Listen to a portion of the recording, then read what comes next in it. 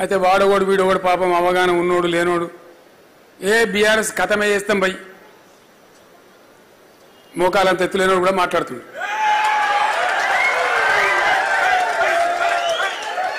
అట్లా కథమవుతుందా?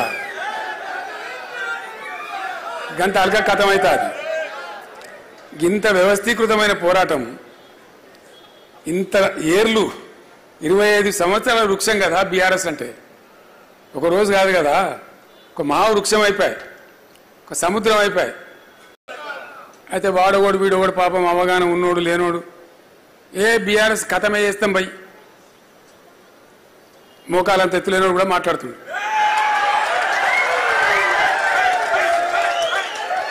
అట్లా కథమవుతుందా?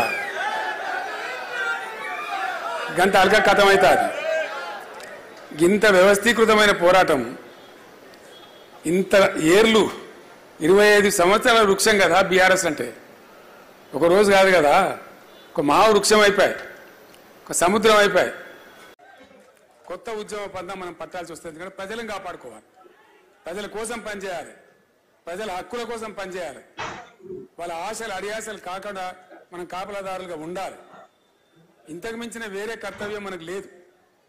తెలంగాణ ప్రజల ప్రయోజనాల పరిరక్షణనే బీఆర్ఎస్ ప్రథమ కర్తవ్యం.